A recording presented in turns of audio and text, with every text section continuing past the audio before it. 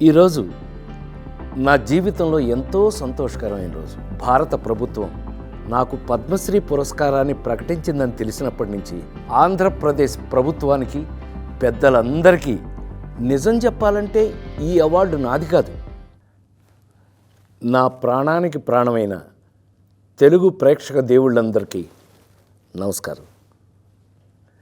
ఈరోజు నా జీవితంలో ఎంతో సంతోషకరమైన రోజు.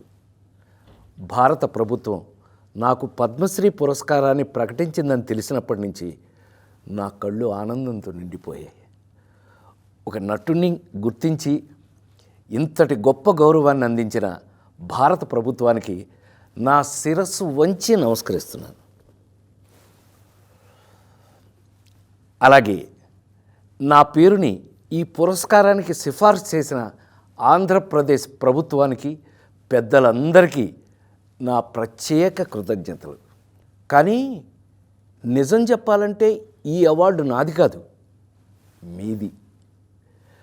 48 ఏళ్ళుగా నన్ను ఒక నటుడిగా మాత్రమే కాకుండా మీ ఇంట్లో ఒక మనిషిగా, మీలో ఒకడిగా గుండెల్లో పెట్టుకుని చూసుకుంటున్నారు.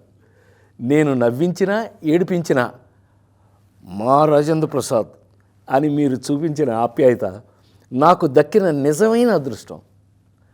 ఆ ప్రేమే ఈరోజు నన్ను ఇక్కడ దాకా నడిపించింది. 2 తెలుగు రాష్ట్రాల ప్రజలు నన్ను సొంత బిడ్డలాగా ఆదరించారు. మీ రుణం ఈ జన్మలో తీర్చుకోలేను.